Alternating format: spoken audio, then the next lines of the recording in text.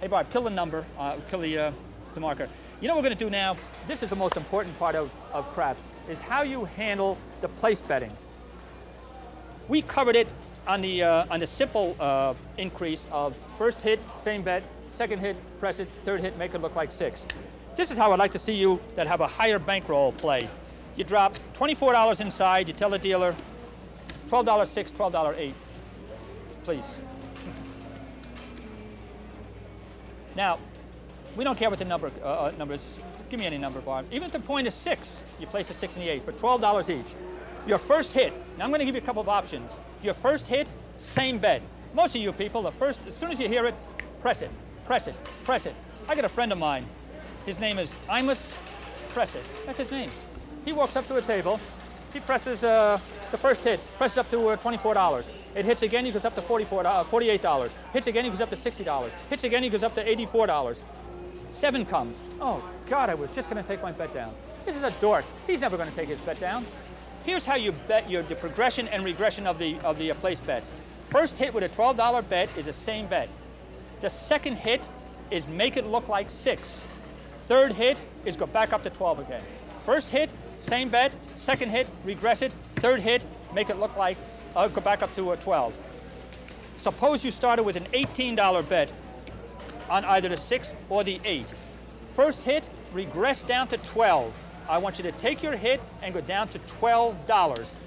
The second hit, she would pay you $14. Hey Barbie, pay me $14 just next to this bet here. So we bet $12, we bet 18, we won, we went down to 12. Now, she gave me a $14 profit. This is what I want you to tell her to do. Press it up 1 unit.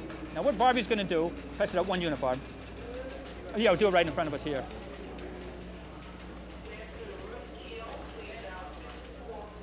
And take back a profit.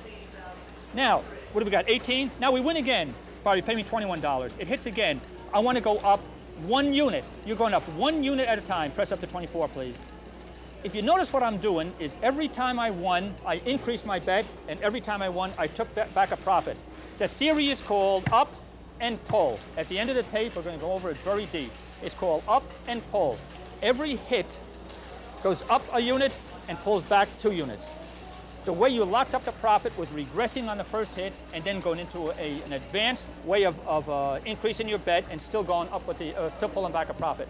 If you can't handle a place betting, this is going to kill you at the table.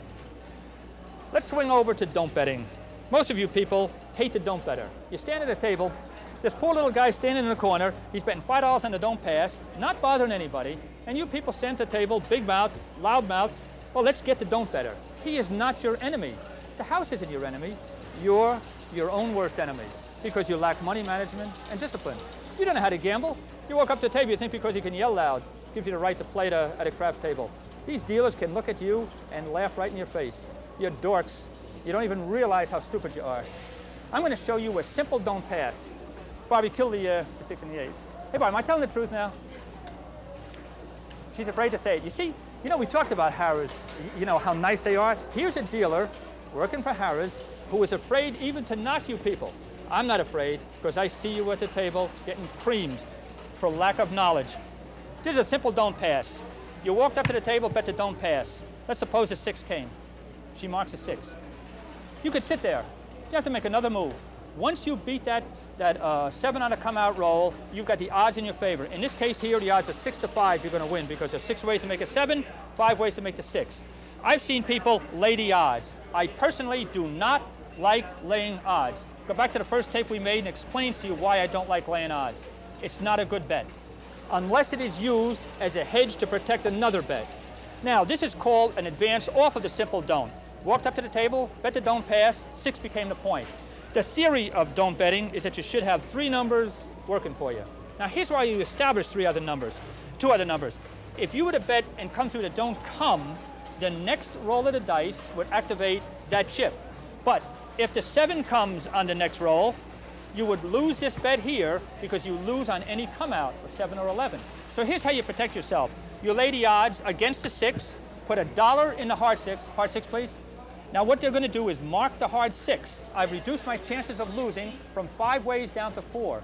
Now if the 7 comes, we're going to lose this bet here, going to lose $1 on the hard 6, but we're going to win $10 for a profit of $4.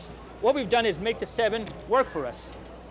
You lay the odds against the first don't come to protect against the 7 coming. Let's assume on the next roll the shooter threw a 9. Barbie's going to move that $5 chip behind the 9. I'm going to remove my odds. Now I'm going to come through the don't come with a third bet. The reason I'm coming through is to establish this third don't number.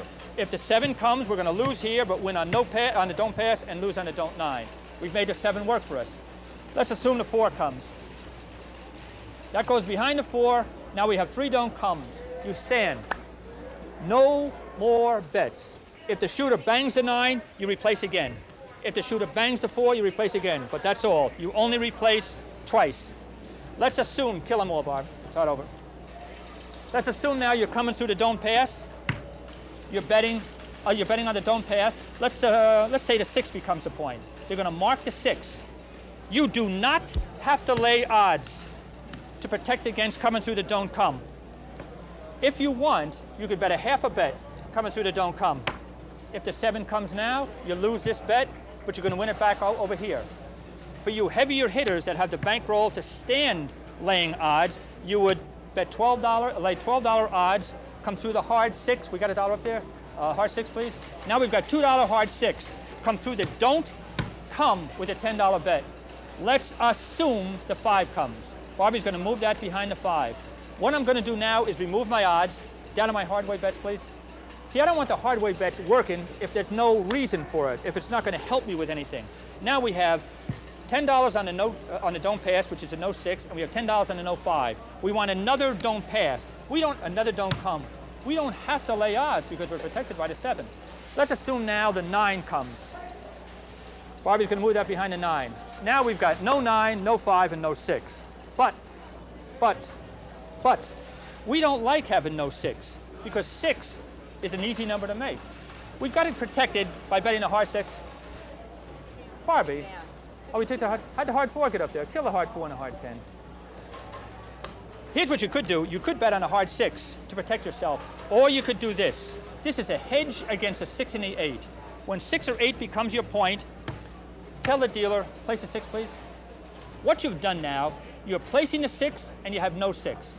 If the 6 comes, you're going to win $7 and lose 10. I beg your pardon. You're going to win $10 on the no 6, and you're going to win 7 for a profit of $4.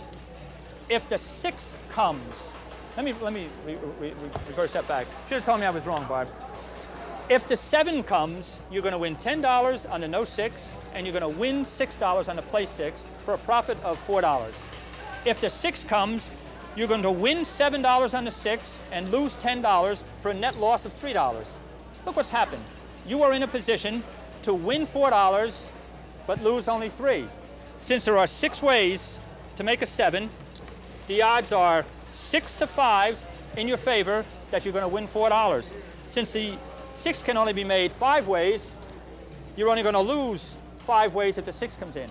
So you are risking $3 to win $4, and the odds are 6 to 5 in your favor. You know what you're doing now? You are now booking the house. When the 6 or the 8 becomes the point or the don't come, on a $12 bet, you would place it for 6. On an $18 bet, you would place it for 12. You go up in increments. You are now booking the house. You only do that on the 6 and the 8.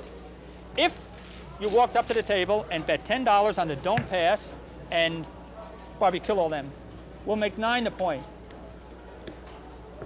Now what you've got here, you've got the 9 working for you. What you could do is lay the odds against the 9. Now you're going to do this anytime the point, when you're betting a don't pass, when the point becomes either 4, 5, 9, or 10. You're going to use that to hedge against the inside bets. Now we have no 9 coming. What I'd like to see you do, take $12, tell the dealer 6 and 8, please.